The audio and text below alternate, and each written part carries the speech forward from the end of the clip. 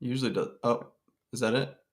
And it is live, We are guys. live. Welcome back to D&J React, where travel sparks conversation. Every day. We've got a special guest for you guys today. Meet Island Barbie. We're about to bring her on in a couple seconds. Let's just go. Let's go. Let's not waste any time. You ready to get it? Let's go. All right, let's bring her on. All right, Welcome. Island Barbie. If you Welcome. could do us a Welcome. favor, just put your microphone on for us. Just click that. Do we have to click hers? Um, One sec. no, I think she has to click it. Oh, there we go. You Okay. go. All right. Okay. Hello. Hi, how you doing? Good. Very good. You guys? Doing awesome. Doing great. What time is it over there? It's 8:03 a.m. in the morning. 8:03. Bright and early. What time do you get your day started over there?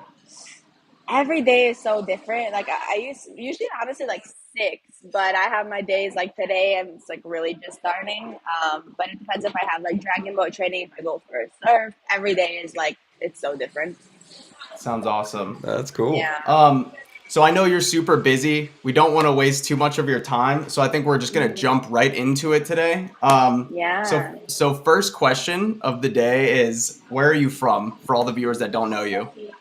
Yeah, so I'm from the United States. I'm originally from Michigan. So I grew up Okay. there, and when I was 18, I had moved to Miami for 4 years, initially just supposedly for school. And I've been living in the Philippines now for almost 2 years.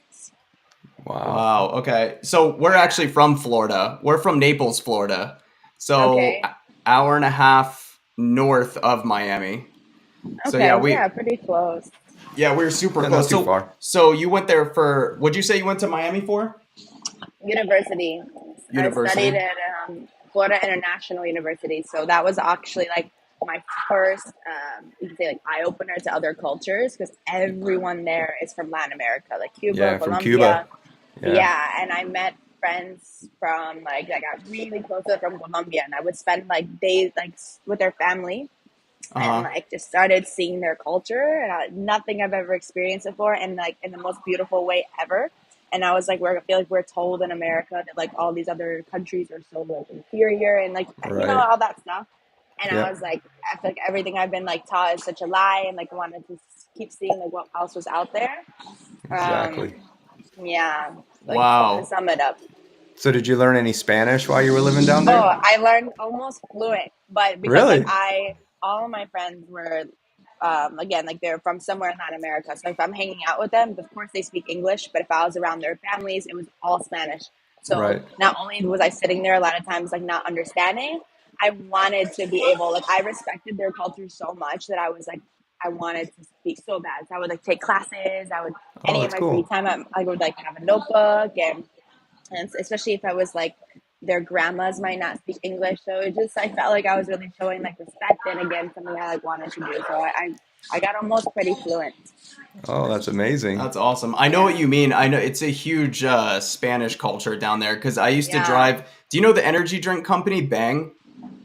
yeah. Yeah, so like this is like 3 years, 4 years ago. I opened up a bunch of stores down there with like Publix, like getting the bangs into all those stores, and like no one spoke Mm, English. Like at the stores that I right. was like opening up, no one spoke English. I felt so out of Mm, place, and like no one would right. even try to communicate in English. And I was like, I feel like I'm in a completely different world right now. This is crazy. Exactly. And that's the thing, because Yes. Miami is so big, so it depends on where you go. But like Hmm. the parts where like one I wanted to be in, that was like I really didn't feel like I was in America. So when I say like I left America when I was 8, like I kind of jokingly say it, but I feel like when I was 18, I never really was like living in America again. So, Yeah. you So know. what made you? So you went to Miami from Michigan. hmm What made you want to move out of Miami? So, like very little backtrack. Like I grew up a competitive gymnast. So I was basically like in school, and then I would go straight to gymnastics for like 4 to 5 hours. Wow. And so I always kind of like to say too, like I feel like I wasn't as like brainwashed in America because I wasn't watching TV. I wasn't watching Yeah. like I wasn't doing anything that normal kids would do, and it was my choice. Like my parents didn't force me or anything like that. So again, when I was like made the decision to move to Miami for school, again it was just supposed to be like I go for a couple months, come back when the semester's over. Um, and like that. So once I had gone to Miami, there was also, I was competing in CrossFit at the time, and there was a really good CrossFit gym there. So like I didn't really tell anybody that that was one of the choices, also why I was like going to school there. But also it just like felt so right. So I started eventually like working. I was going to that gym, going to school, and after the first 3 months, I went back to Michigan for a month because you have like a whole break in December, and that was like my instant eye opener of like I can never live here again. I hated it. The cold, the people, the culture. I was like I don't fit. I knew I never fit in there when I was even in high school. I never felt like I fit in with anybody who like lived there. And I knew it was more of like, I didn't think it was a bad thing. I generally knew I didn't want to be friends with those people, but I definitely, of course, felt like at the times was lonely, and being like a younger kid, it was like really hard to relate to people. Like I just was like, but I trusted there was something bigger out there. Do you think that's why you put so much time and effort into like your training to kind of distance yourself away from all of that? Maybe, and also because like, yeah, I guess I really learned to just like, they always say like love yourself, but so in a way like I found enjoyment in being alone, because I was like I can be, if I was, let's say I did have maybe more friends or I had a boyfriend, I don't think I would have ever been able to leave anywhere I've been able to like leave if I had like more connections and stuff. And I guess, yeah, like being able to focus really like on myself and knowing like what I truly want and not what somebody else does. And then the number other one thing is my sister is handicapped. She can't walk. She can't talk, barely. So like I'm I sorry to hear can that. get out of, yeah, but it's really like changed my life. You know, if I can get up and I can walk, no matter what else is going on in my life at the time, it's still going to be like a good day, you know? So, and I also don't want to take anything for granted. Like, so I do things definitely a little bit too extreme sometimes, but you know, it's a whole new perspective on life. yeah. And then, so I've just seen the way it's like affected so many things in my life. So that's a big reason. And, so yeah, so I was in Miami for 4 years. So when I had gone back there after that, like one break of going home for a whole month, I knew I like wasn't going to be happy there. So I figured out, I was like, hey, I need to like, how am I going to pay rent here? How am I going to do all this? So I kind of actually started transitioning to more like online school, because I didn't have the physical time really to go in classes. And I kind of would just do more like the homework online, blah, blah, blah. And when I had the time, and started coaching CrossFit. And after the 4 years were like done, of me living there, and it honestly had nothing to do with school. Like I did end up graduating the same time, but I just like, there was multiple things in my life that were happening that were pushing me to like, okay, I need something new. I needed the next step. Like, where am I going in life? Like, I just knew that chapter was done. And then I came across where I'm living is called Siargao. I never heard of it, didn't even know how to pronounce it. And because there was like this Facebook group chat called Women Who Do CrossFit. It's like thousands of random girls who, you know, around the world who do CrossFit are in it. And there was a typhoon that hit here in Siargao 2 years ago, and it knocked down everything. Like every business was destroyed, you know, homes. So they said they were rebuilding for 7 months, and they're finally ready to like reopen. And they wanted to hire another coach. And I promise you, I kept scrolling past. I was like, that sounds cool, but like, I don't know where this is. Well, you know. And then I just like, something made me scroll back up, and I was like, I can at least respond if they even like want to interview me or anything like that. And then I'll think further. So of course, and one thing led to another. We had some FaceTime calls, like something like this. And I started looking into Siargao, and I was like, wow, like this sounds like something I would love, like the tropical surfing, another culture I've never experienced before. And like, you know, like, so I think maybe I go for just like a couple months and see how it is. So you got your CrossFit level 1? Level 2. So I had my level 1. You go, girl. All right. I see you. Yeah. So I had my cool. level 1, and then shortly after I was coaching for maybe a year is when I decided to get the level 2. Yeah. It's honestly kind of crazy how much we have in common. We owned a CrossFit gym for 12 years in Southwest Florida and Fort Myers. Yep. CrossFit Thoroughbreds. God. You can still look it up. We ran it for 12 years, and then some other guys took it over. We sold it to them, and they ran it for like 2 more years. So the business name has been open for, I think, close to 15 years now. So it's kind of cool. Yeah. It's gone. It's gone now. A lot of people don't. Okay. Yeah, that is crazy. 'Cause a lot of people don't really like, or they've heard of CrossFit. Maybe it's growing more now, but they don't really like fully understand it. Yeah, It's we started this back in 2007, and I believe it was Wow. 2005 when Greg Glassman actually started bringing it out to the public. And 2 years Mm, later is when we opened the gym, and then kind of progressed from there, from like a little small box gym, from there to like a 20,000 square foot gym that we had at the wow, end, which was pretty that's amazing. so Yeah, It cool. was it was so much fun. it was like the best environment ever. I love that gym. Yeah, Like huge Nice. concert speakers on the top of the ceilings, Yeah, just like blasting right. down at you. yeah. Is so freaking awesome. Yeah, that the CrossFit's brutal though. Like that, it'll really get you in shape for pretty much anything you want to do. Right. Yeah. No, Do you it's really hard. do you compete at the what do they call CrossFit it? Games The or Open, right? Right. So that was actually my goal. I wanted to go to the CrossFit Games. Like that was my nice. like number one thing.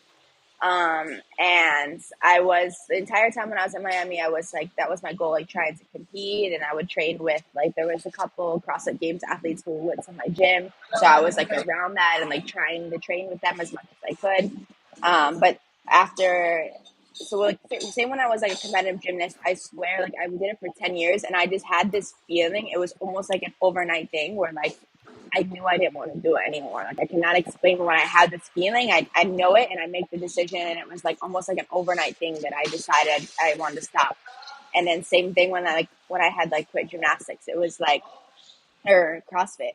It was like I had of course I had this feeling for a little bit that like it wasn't something I had like was loving anymore as much. But it was like an overnight decision where I was like, yeah, like I don't think this is what I want. Obviously I can always if I decide to like stop, I can go back. It's not like I can't just undo it. So that was a big thing when I decided to come here. I competed in the highest I ever made it was semifinals. So that was literally Nice. in May, and I was coming back the same. I was deciding to move here like the exact same time. So when I had decided like I was like, okay, I'm gonna do this competition, and that could be like a big eye opener. Like, am I gonna love it still, or am I gonna is it gonna be the opposite? Right. And and then so like I decided, yeah, like when I did it, I knew I was like my decision was final to come here, and I knew coming here that I was probably going to take a big step back from doing CrossFit. And it's crazy that since I've been here, I barely do CrossFit. I just coach it and I do more. I started running like one of my first weeks here. There's like this loop that's like about 7K. I don't even know like miles anymore.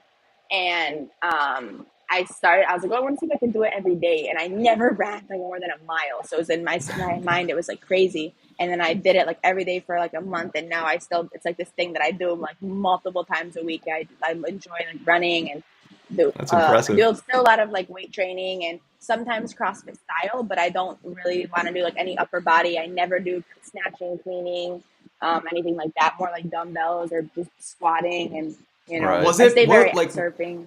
what made you fall out of love with gymnastics and CrossFit? Was it just like too much on the body and you're like, this isn't like realistic for long term for the health of my body? Like what was it? It's more just like I can't explain it, like a feeling. I think because I'm very free spirited. I always need something new, like to do a new Yeah. challenge. When I get too comfortable, it's anything that I get too comfortable.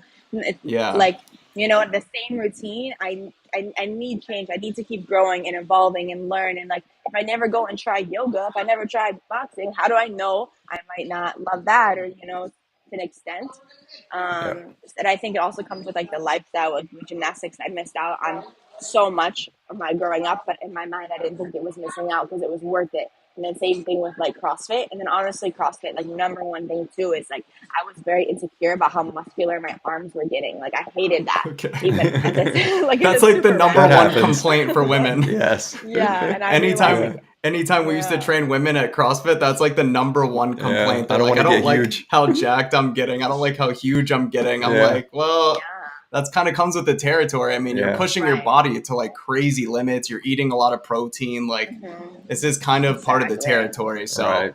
And number two, too, like I did start to realize in my mind, I do believe most of those athletes are taking something, Oh, like, 100%. and that's Absolutely. not something I was willing to like do if I knew I had to, no matter how hard I work, if I knew I still had to like do that, you know, like I wasn't gonna, that was like a big factor. And there was a lot of other things I wanted to focus on in my life too. Like I knew I had goals business wise, all this, that I didn't know at the time what it was gonna be, but I knew I wasn't gonna get there if I was gonna continue with like, you know, CrossFit and stuff. Yeah, it's getting to that level, especially these days, is almost unobtainable unless you have like $50,000 to put into steroids and another 30 grand into food, and then you got to do all the recovery between the chiropractic and the massages and just, you know, all the stuff that they do. What CrossFit gym did you go to in Miami? It's called Peak 360. So you know Noah Olson. Yeah, he was like one of we're really good friends. He's like one of my training partners. Dude, I watch that kid still till this day. He's been going since I've been going. Like, we started pretty much at the same time. Yep. And like after 12 years of doing it, I was like, dude, this shit like is gonna kill me. Like if I keep going, I'm not gonna be able to walk when I'm 50. Yeah, and that's actually something my dad would always tell me, especially one in gymnastics and two CrossFit. He's like, because he used to do like a lot of sports in his backyard, but like football, but no pads, like just back in the day with friends. And he's like, I know how much pain I'm in every day, like concussions, like you're gonna be like always yelling at me, and I'm like, oh, I'm fine. And now I realize like no, like it's not like that. It's so bad. I don't think a lot of it is good for your body. You're definitely long term. Like an hour of fitness a day for sure, but the 5, 6 hour, 8 hours of training, like it's just not, it's not sustainable long term. That's why I quit. Cause like when I first got into it, I was like 15 spots away from making it to regionals right before you go to the games. And, the gap just kept getting bigger and bigger and bigger. And I was like, I can't afford to do this. You have to spend like I said, like $60,000, $70,000 a year just to be in that type of realm with those people. And then like I was training by myself. And I realized like, okay, I need to travel to go train with these people so I can get better. And it's like, it's just crazy amounts of money. And then when you win first place, it was only like $300K. I'm like, I'm going to spend $300K a year just to like make it here. So I completely get why you stopped. It makes complete sense. So all right, so I have a question for you. So all my cousins, I've been telling them I only have females in my family. That's all I have, right? I have no guy cousins, no anything. And I was telling them I'm moving to the Philippines, and they're like, is it safe for women to move there? And I was like, I showed them your channel, and they're like, oh, okay. So the question is, hold on, let me find it real quick. So hold on one sec. No worries. Okay, so how safe did you feel as a woman moving to the Philippines by yourself? So I was literally having a conversation with my grandma this week about this, because that's like something I never understand is people always talk about safety when you're going to like, one, being alone, and two, traveling to third world countries and whatever. But I have never felt more safe in my entire life than living here. Like I don't lock my house. I leave my key in my motorbike. It's like insane. And if I leave my phone like anywhere, they'll literally like, everybody knows. The other thing is a very small island here, so like everybody knows everybody. So like they'll know whose it is, or like they'll post it in this like forum that we have on Facebook of like a lot of people who live here. Oh, I found this phone. Like, does anybody know whose it is? And like they'll somehow find it back to the owner. And that's awesome. Like again, it's very like small here, so that makes a big difference. But I've traveled other parts of the Philippines briefly too, and just like I cannot explain how safe I feel. Like it's incredible, and I start to even forget what it's like to like have to be somewhere like in Miami when I'm literally pumping gas alone at night. Like, you know, you have to look watching around, your back. Just like I have never had it. I promise you, never in the years I've had to live here. So it's just like insane to me that there's like these the stigmas and like about stuff like that, you know? Yeah, it's crazy because that's exactly what my cousins and my mom and like my grandmas think, is like everywhere else besides the US is so unsafe. And I'm like, I feel like it's quite the opposite, to be honest with you. Exactly.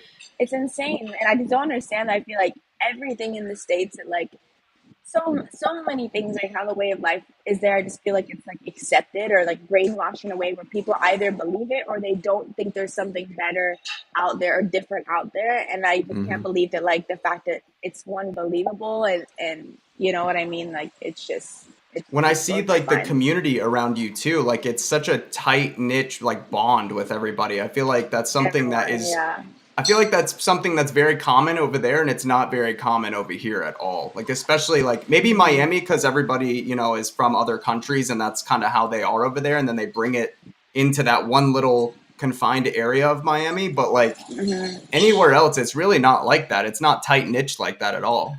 Right. And that's like, what was the one thing in Miami that, like, I guess when I had came here, I was used to other cultures, and the culture is so similar to here, especially to the Philippines in general, but this is like a very island culture too. So, like, so many similarities in the culture and even the language, because I believe the Philippines was like actually colonized by Spain at some point. Yep. I think it was like 1740s or something. It was like like that. 300 years ago. So I again fell in love with other cultures the moment I was like living in Miami, and I started like adapting to their culture. And I honestly was really, I still am like in a way embarrassed to be like American, I guess you could say, even though like I can't like whatever. But America is just like consistently creating a worse and worse name for itself over the years. That's kind of why I want to leave too, because of the, I hate to say it, but like the stuff they do like in wars and stuff, or like I don't want to be associated with this country anymore because they do terrible things to other countries that aren't even like dangerous. They're like powerless, and like the USA just comes and does shady stuff like that. So I'm like, I'm not a part of this, I swear. Like I want to leave here so bad. Yeah. Exactly. Yeah, So but like when I started seeing the like in the here, that's number one people. There's a million reasons why I love this place, but like the number one reason is the people, like the locals, the people, even the people who like come and they live here too. Most of them are very special, because I always do like to say like the island, it brings in special people. Like there's something about this island, but the people here, they are. I've never felt like community. I feel like in America we're very selfish, and it's not our fault. Yes. Like the work lifestyle and everything. You don't even have time for yourself, let alone your mom and dad, your aunts, your uncles. Like here, it's very, like it's not like that. Everyone cherishes their family time, or they still live together. And maybe it's because of like poverty reasons, you can't afford to, but like you live with your family's all there, and the way that they treat, like the support that you get here, if anything's wrong, 10 million people have your back. That's I don't even have to amazing. make a phone. It's incredible. If That's I so come, awesome.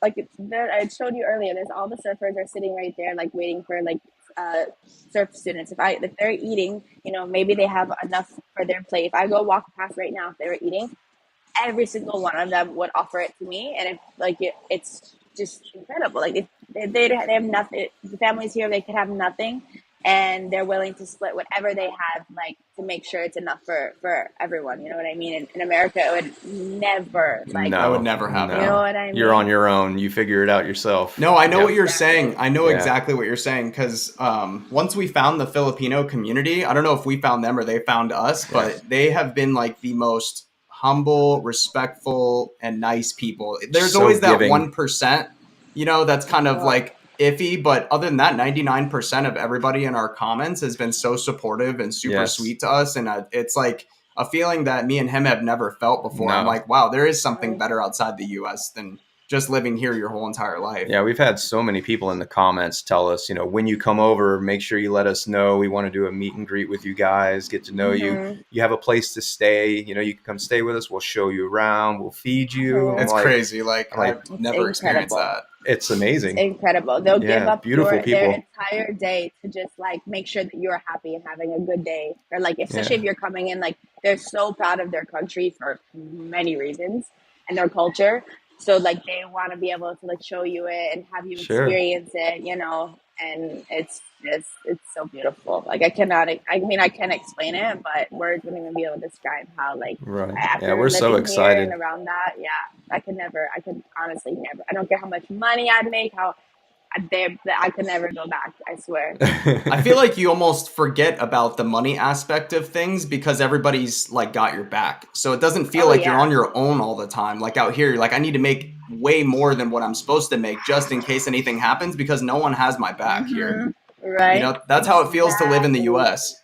Exactly. Like exactly. It's the complete opposite here. And like the support that you'll get I've never ever felt that. And like I brought up like my sister, for example, a lot of people here know because, of course, that's the number one thing that people are shocked that. One, I'm living here alone and away from my family. So, of course, that's like they're always asking about my family and stuff like that. So when I bring up my sister, they're like, "Just bring her here." And I've had like I have like dated some of the locals here, like spent a lot of time with them, got really close with them, and their number one thing is like, "I'll take care of her." Like I'm like, what? Like I've never had somebody say that to me. Wow. They're like, oh, That's their beautiful. families are like, we'll figure it That's out. Like you amazing. bring her here, and I'm telling you, and they'll go on and on about like how we can do it. And in my mind, at first, I thought it would probably be impossible since I am alone. And I'm like, wait, I'm really not alone. Like I'm the farthest thing from alone here. Wow. And just the way that people will like support you here and everything, it's incredible. I saw And that. They mean it. You know, it's genuine. No, I can tell how passionate you are about Siargao and the Philippines and the people there. It's really beautiful to hear. I saw your post the other day. You're like, one thing I miss from America, and it was your mom. And I think you had like a second post that said like, I don't really miss anything from America at all except my mom. Yeah. So is your mom coming to visit you? Because you said your sister did, right? No, so no one's come yet, Mom. They all want to come, but again, Okay. my mom is still working, so she can't find the time to get off work. They won't allow her yet. She has to like accumulate, you know, that whole bullshit. Right. And then the expenses. So even if she were to get like allowed in time off, she's like afraid that she wouldn't be able to like be financially secure enough and like whatever still. So, you know, like there's always that like doubt. And so I'm working on it. Like I even told her, I told her actually like last week, I was like, I'll pay for your flight. Like I'm more than happy to like, I don't care. Like I'll figure it out with you, you know, and that's again, something. And I actually also had a cousin reach out to me that we're very like, we're close, but we barely talk just when we see each other back home. She like sent me this giant message of like how she feels over there, and I was like, dude, you come here, like you'll stay with, like you can sleep in my bed with me. And before, like if I was in the States, I would never I feel like before I would never let somebody just like come and stay with me without like you thinking, oh, like what's in it for me, or like, you know what I mean? Right. Like that I feel like we would maybe be back home, but like I want to figure out a way to like, for sure they all want to come. It's just like the difficulties or like stuff like that. Maybe she could find like an online job or something, right? Like, Right. I don't know. Right. And that's, I think like, well, one, you know, just let her come. Well, she just wants to come visit, but like, you know, maybe who knows how she feels when she's living here.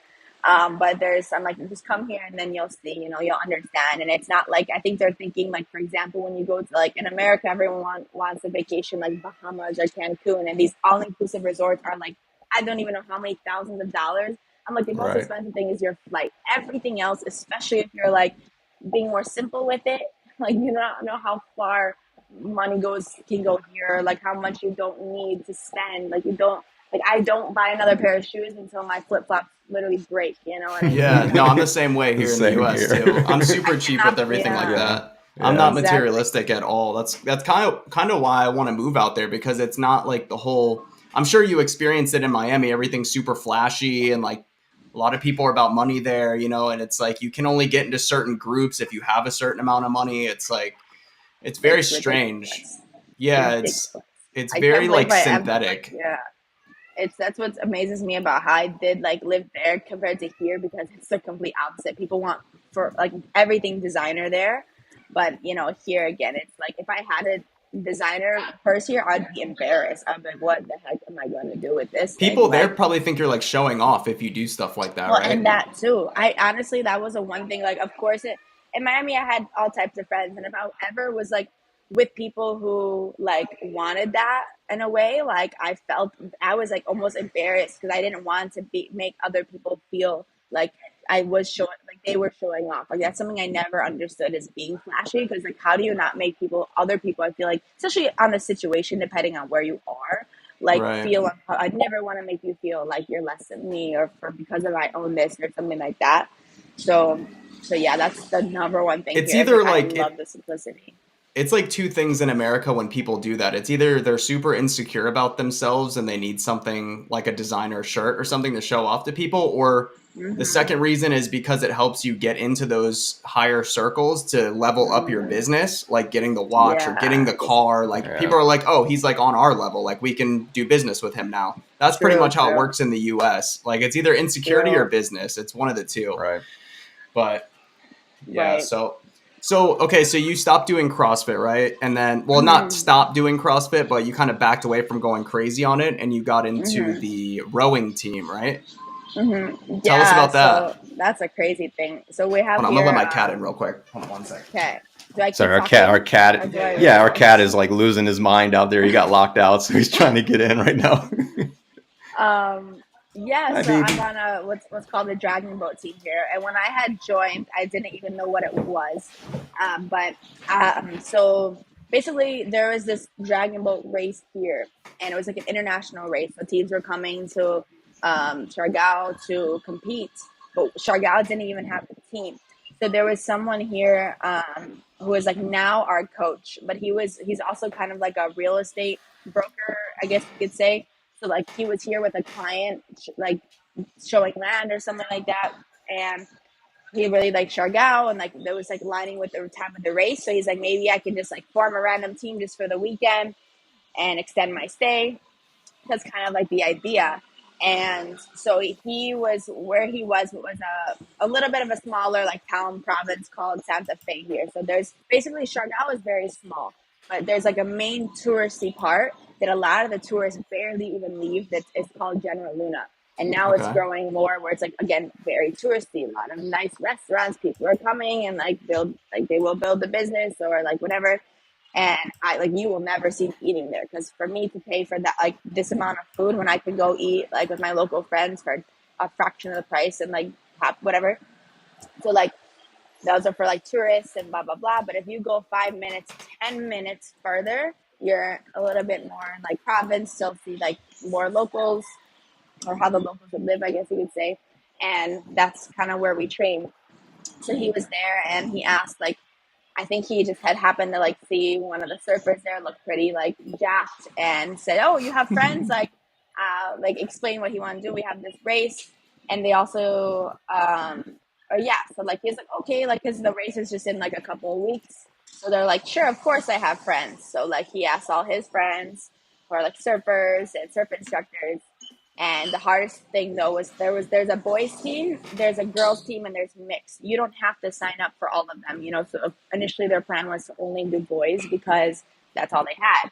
But then there was like somehow they happened to like just ask a couple of the like maybe get a couple girls, and one of the girls who like agreed to be on the team had also like messaged me and a couple other people who like at the gym, because they know we're like into fitness, we wanted to join. So I remember like seeing the text. It was just like, oh, like again, the competition's in a week. It's just we're literally just gonna have a few practices. You just have to attend one, like that's it, just so we can get a team and have some fun. So in my mind, I was already so busy and I was very dedicated to like also surfing. So I was like, I cannot fit this in, but it's only a week or two of like sacrifice. So like whatever. So we didn't have it's like you have boats. Well, we didn't have any boats, of course. We only had a couple paddles to our entire team, like 30 of us. So we would literally go in the shore and take turns at the paddle and just paddle on the shore, like no boat, just in the water. And there would be times where like the coach would have us like line up, like sit in the middle of like kind of on the ground and just like our form or your pairs, and with nothing, we would just go like this, and we're all no like, way. Yeah.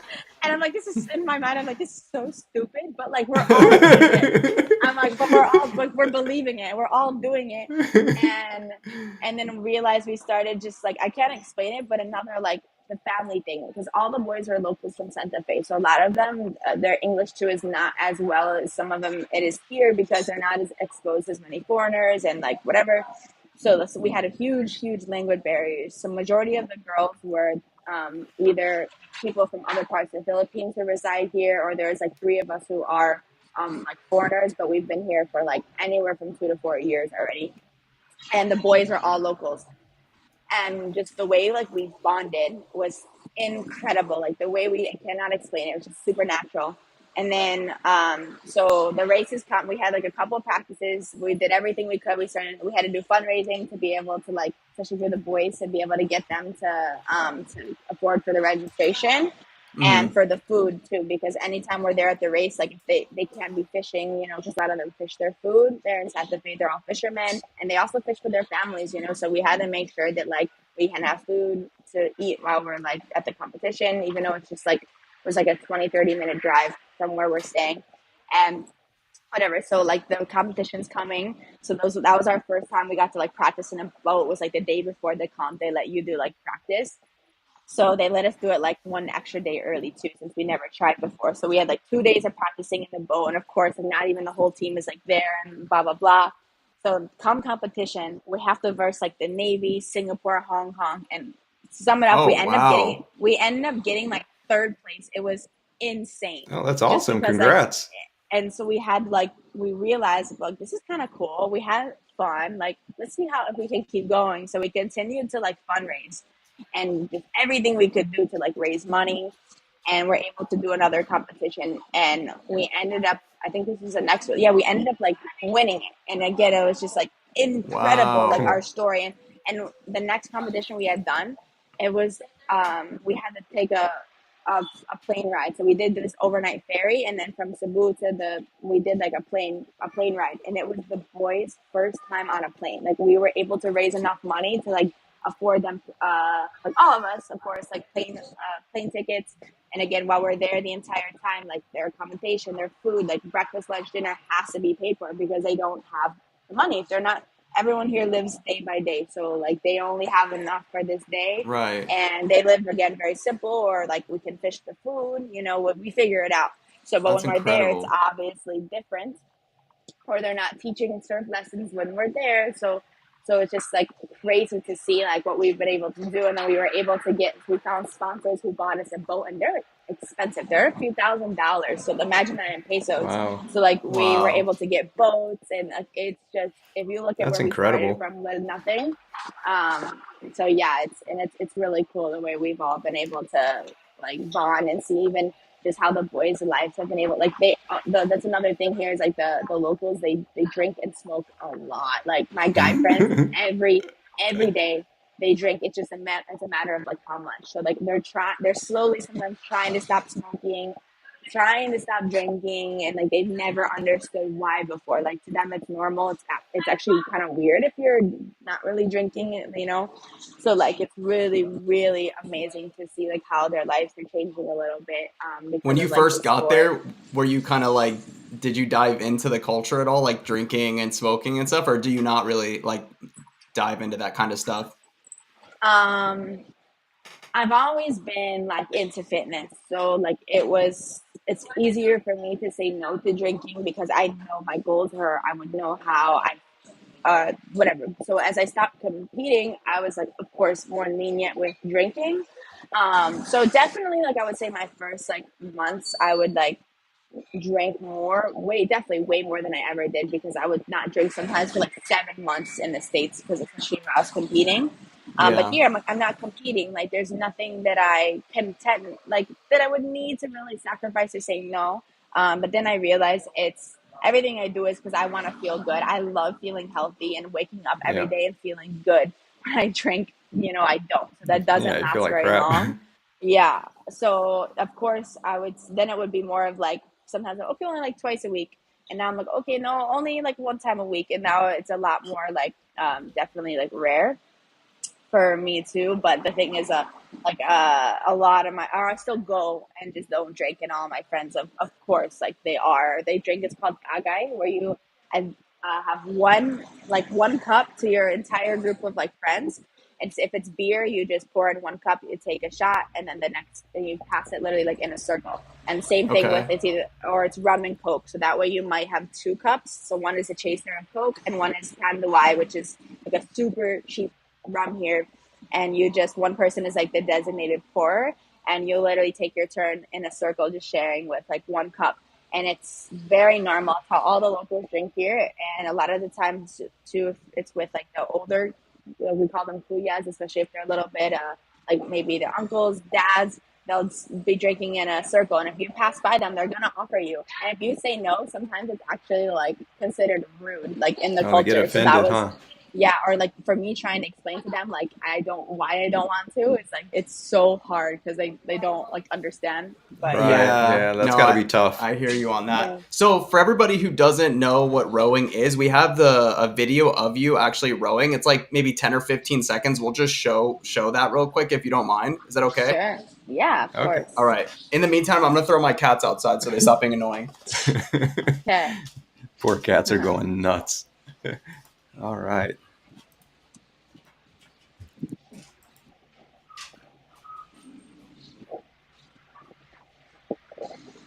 That is so intense. Yeah, it is. And we have our next competition. Actually, we leave next week. We're going to Baraka, which is going to be the biggest competition we've ever done. And there's like 60 teams. It's another international one. So that's been the last comp was last year, like November, something like that. So.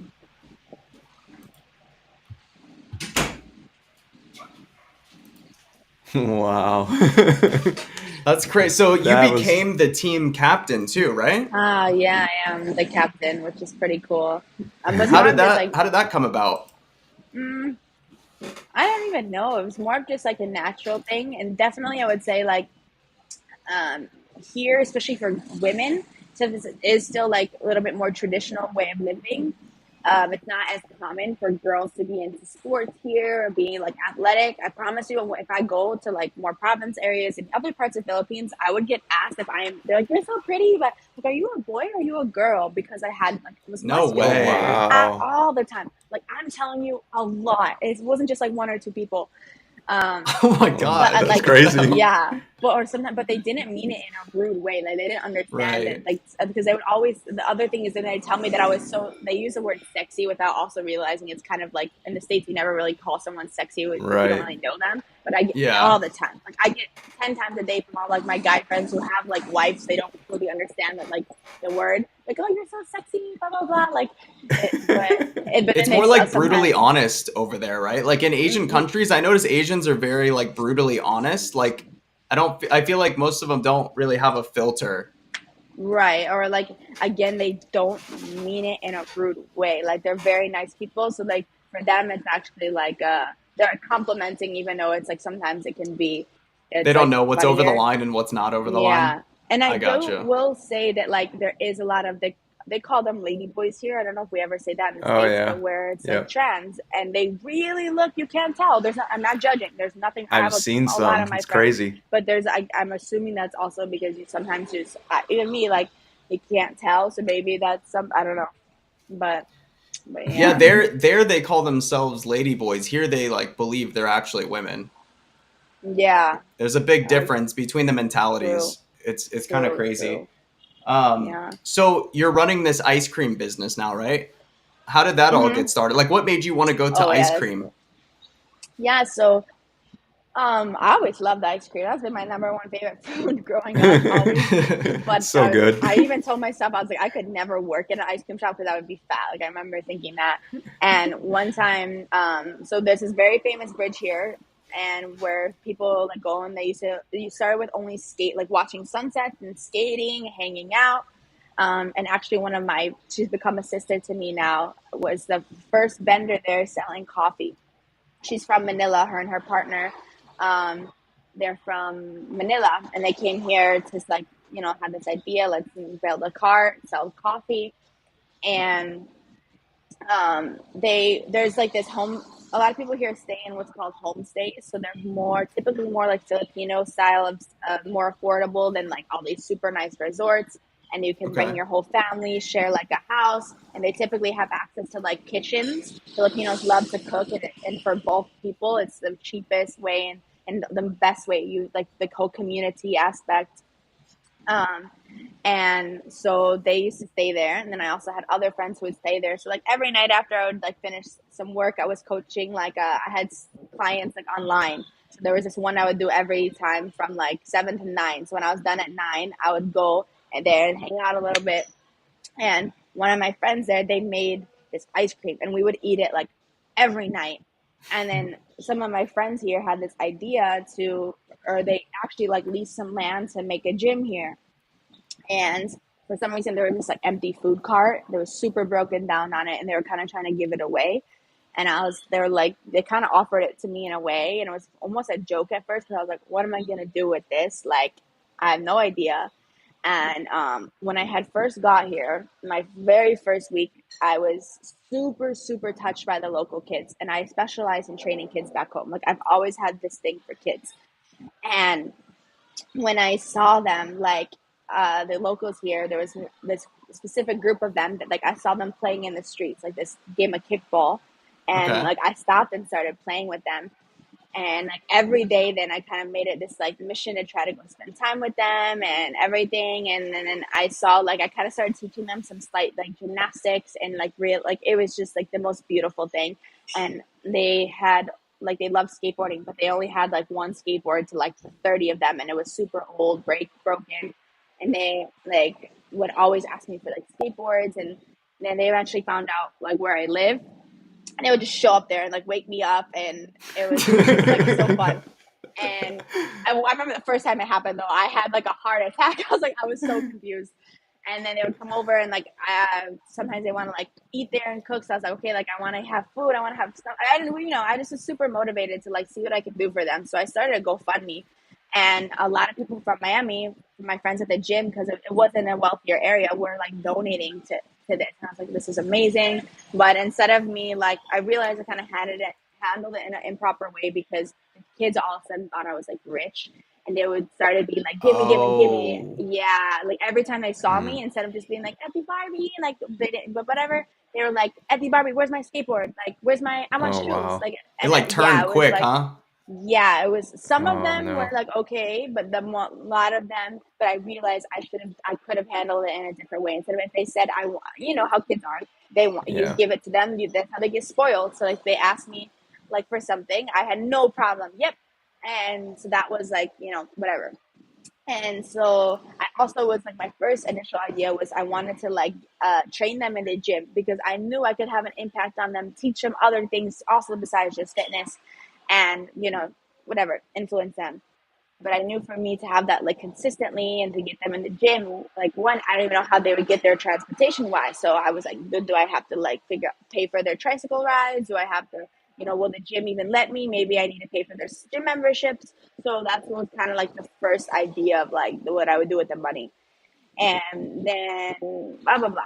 So fast forward to this, I was like, oh my gosh, like maybe this is something I could do because like I can't. One, I'm not even allowed to work in the Philippines. Like you have to be, we're not allowed to work here. So I can't like I can't go on a bridge and like sell people, you know what I mean?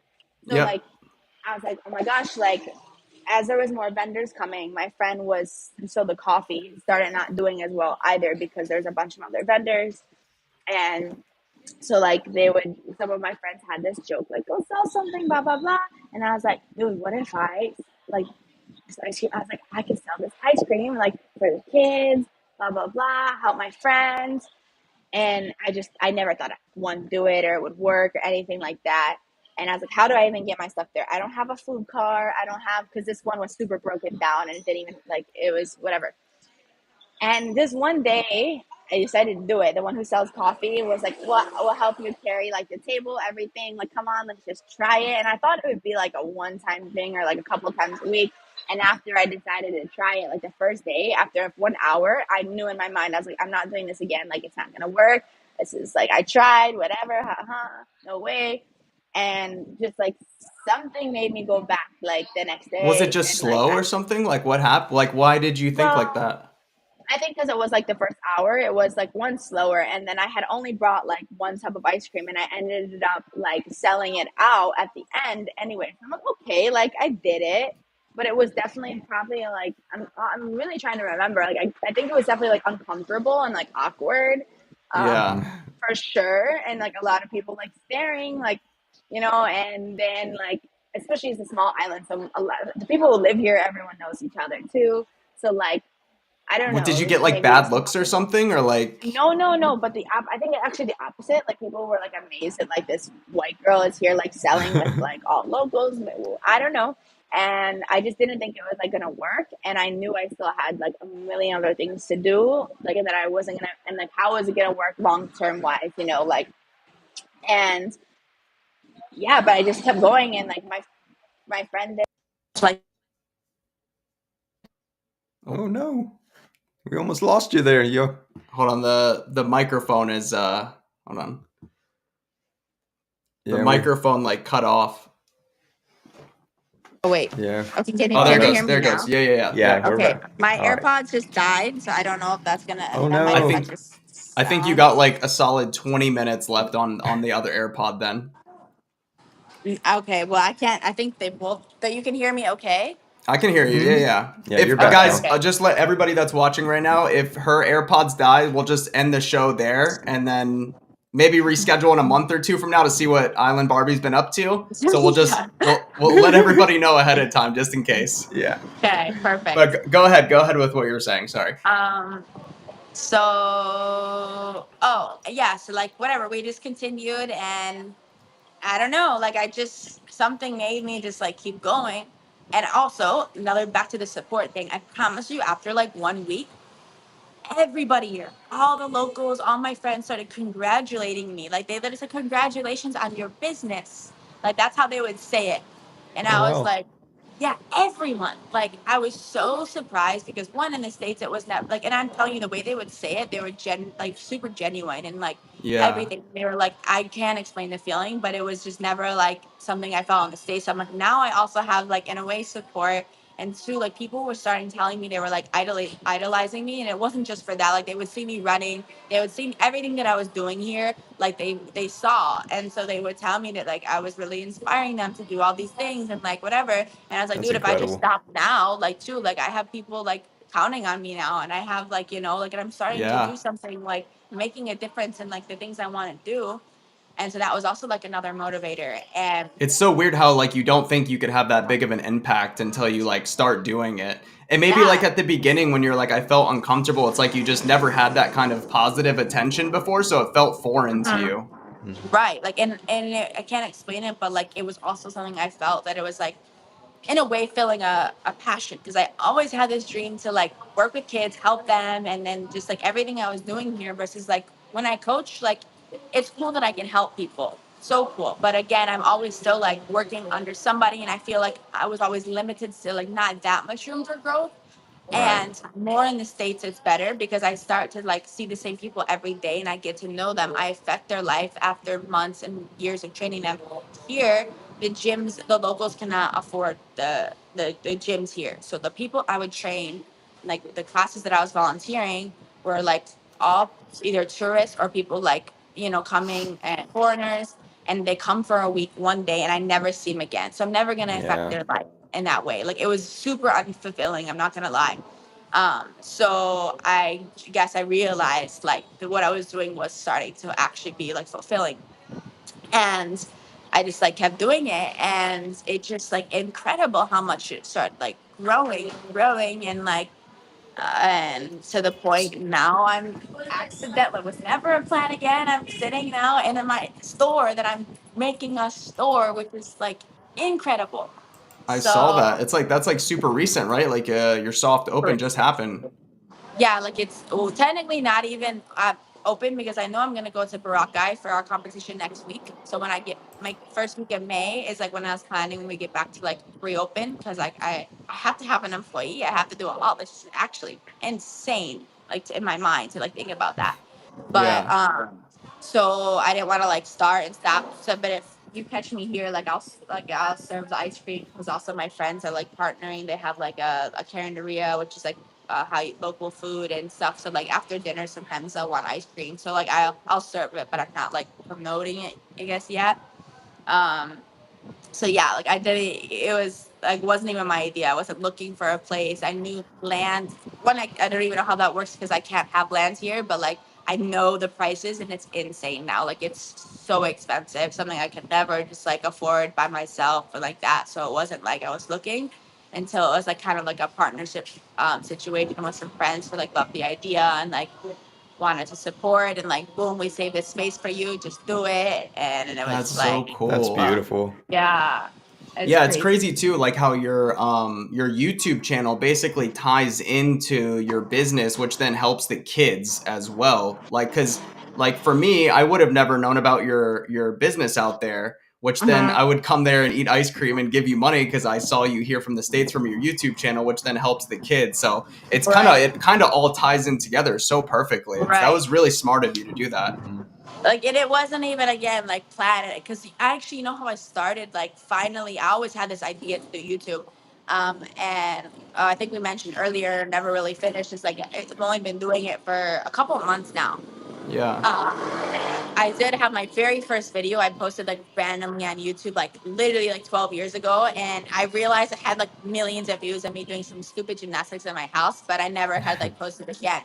So, like, I just restarted the channel like, a couple months ago, and I realized, like, one, it's working really well. But I definitely already had, like, support from Filipinos, because people know, everybody here knows everybody. So people know who I am here. They know, like, I'm super, super local. Like, and people started, like, every time they would see me at the bridge, they started, like, taking videos, they started filming. And, like, one girl had posted me somewhere, and I guess it gone, like, viral, and everybody would tell me, you should start, like, doing this on, like, TikTok, or you should start.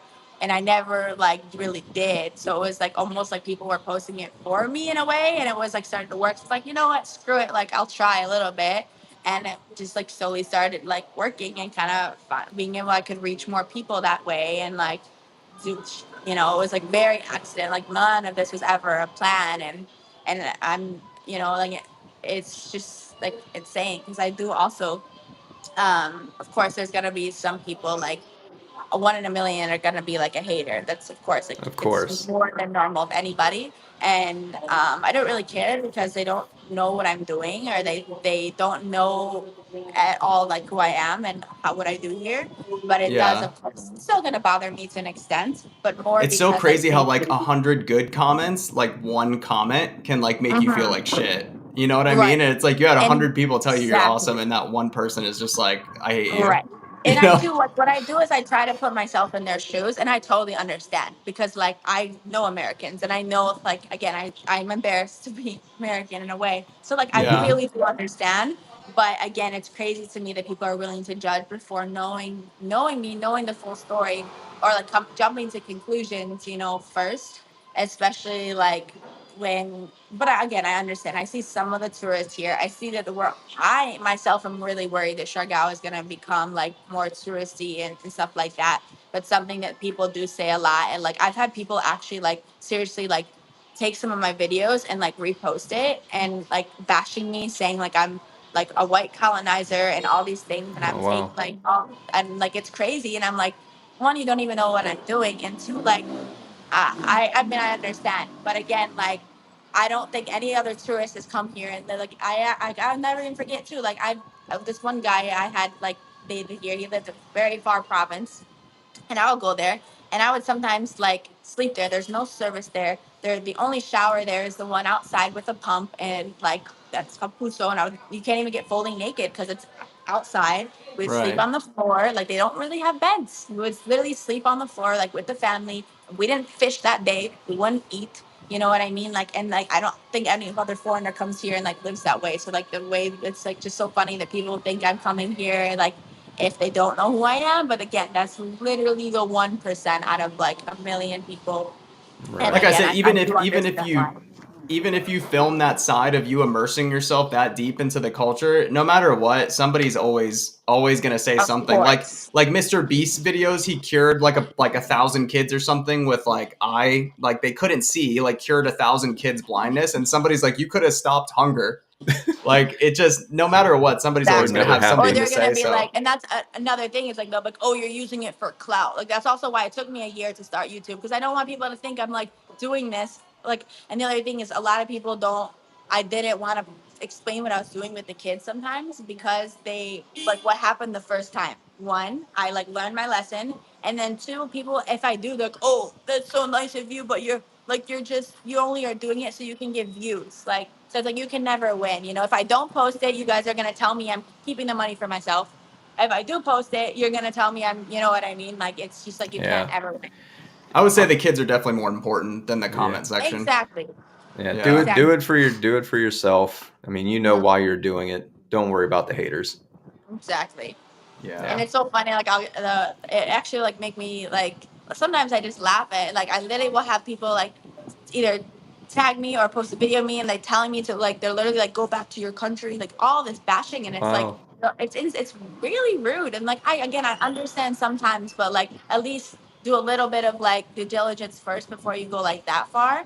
But I'm like, it's just like incredible to me. I'm like, everyone in like, imagine if I were to say that in America, like roles reversed, it's just like insane. But yeah, it's You're okay. always going to deal with that. It's never going to end. Yeah. Okay, before your AirPods die, I just have one question Yeah. before we finish up. So we're moving there, or we're trying to move there in November, right? So what are the do's and don'ts that you would tell us first time ever coming to the Philippines? Um, my number one that I always tell people is like, I'm sure you already are considering you want to be coming here, is just to be like very open minded, and like to just slowly figure out things like on your own, because there's things that like you can be prepared for, but I don't like when people like to maybe have expectations that aren't either going to be met, or like they already have this like this thing in their brain. So I think it's honestly best to just kind of come and like figure it out for yourself, because Okay. you also may like things that I don't, and I feel like I'm sometimes a really bad person to ask, like, because I'm super easygoing and like it's super, I don't know how to explain it, but I like the whole like even ask me about safety. So like, and I don't know, I may feel very different than like other people how they would feel. I don't know. But yeah, I think just best like to come and just experience for yourself, see if it's something you want to stay, see if it's like, but like when you come, open up your mind and be very, just watch how the locals live and see, like, just admire them and like see how they are, and just like Yeah. that before you make any decision or and stuff like that. Okay. Gotcha. Okay. Exactly. Good to know. Yeah. Good to know. All right. Well, before your AirPods die, I want to thank you so much for taking time out of your busy schedule to come hang Yes. out with us. Thank you so much, Yeah. everybody. What is your handle, real quick? I have one more question. How can people find you on social media? Social media, pretty much everything I made, Island Barbie Siargao, so it's easier to find. That's like TikTok, YouTube, Instagram, and Okay. my YouTube. I think YouTube also, and the only one is on Facebook is like my real name, Brianna Course. But I think if you type in Island Barbie, it still will come up. Yeah. Okay. Perfect. That's All right. awesome. Well, we'll tag you in the video. Okay. So everybody Okay. can find you. Thank you so Sure. much, Brianna. Thank you for hanging out Yeah. with us. We Thank appreciate you it. We'll see you on the next guys. live stream. Okay. Cool. Okay, sounds Peace. good. Bye Take bye. care. Bye Bye. bye.